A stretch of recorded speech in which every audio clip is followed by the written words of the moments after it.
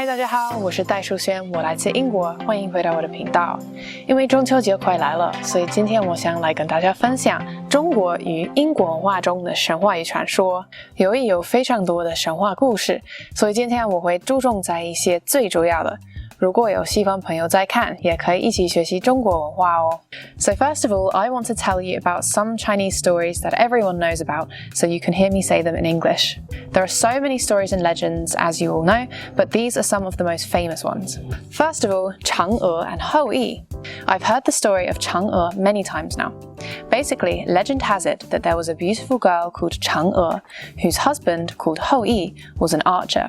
At that time, there were 10 suns in the sky, not just one, and it was too hot, so Hou-Yi shot 9 of them out of the sky, leaving only one sun to heat the earth. As a reward for saving everyone from burning to death, Hou-Yi was given an elixir of immortality, a potion that would grant him eternal life. The story varies as to how he got this potion, but anyways, there was only enough of this potion for one person, not for both him and his wife. Somehow, his wife, Chang'e, ended up drinking the whole potion by herself. Some stories say it's because she was protecting the elixir from thieves, and others say she did it on purpose because she was greedy. But anyway, she took it and then she flew to the moon, as you do.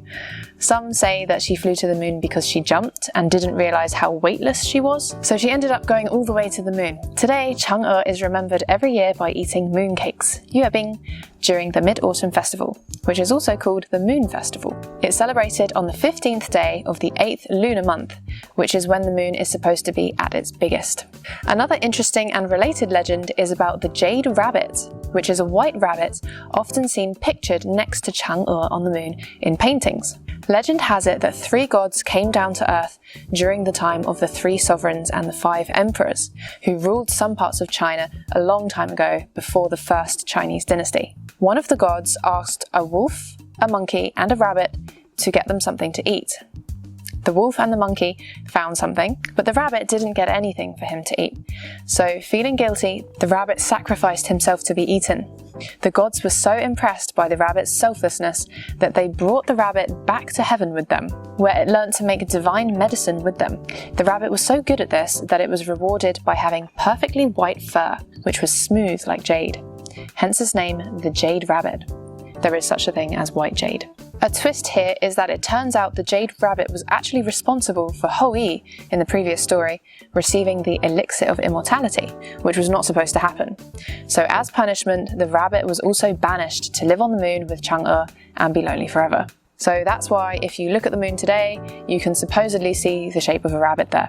That's the Jade Rabbit. Another name that you need to know is Wu Gong, who was a woodcutter.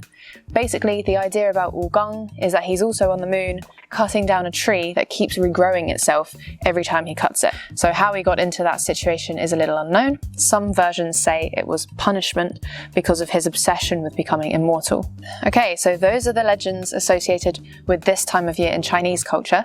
I'll come back and talk about the story of Dragon Boat Festival and some others another time. But for now, I want to tell you about some Western legends. The first one is King Arthur. This one is supposed to be a legend because some say he was a real person, but the evidence is quite limited. His name first appeared in texts around the year 900, and if he did exist, he was probably a Roman fighting against the Scandinavians at that time. But anyway, legend has it that he was born heir to the throne. There were troubled times coming, so Merlin, a wizard, advised that Arthur should be raised far away and no one should know his true identity. Merlin took a sword and placed it in a stone.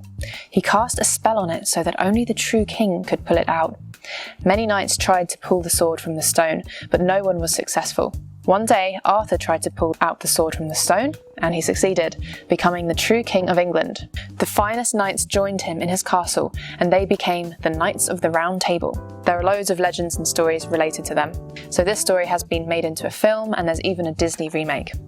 So yeah, that's the first legend you should probably know about. It's not quite like Chang'e because it's not celebrated every year, but it is a popular story nonetheless. The second legend I've chosen to share with you is about Theseus and the Minotaur. This one comes from Greek mythology. There are loads of stories in the West that come from the Greeks. Basically, there was a terrible king called Minos, and he kept a terrifying half-man, half-bull monster called the Minotaur at the center of a labyrinth, which is a kind of big maze. This labyrinth was in Crete, which is an island in Greece. The king Minos often attacked Athens, which was a village too weak to defend itself. Minos told the king of Athens to send 14 children every year to be eaten by the Minotaur. Theseus was the king of Athens' son, and he decided to go as one of the 14 children in order to kill the Minotaur. When he got to Crete, Minos' daughter fell in love with him, and she decided to help him. She gave him a ball of string, which he trailed behind him in the maze so he wouldn't get lost. He ended up killing the Minotaur with a sword, and it was a happy ending. That's the general idea. 我希望大家喜欢我今天的分享，中秋节快乐，我们下次见哦。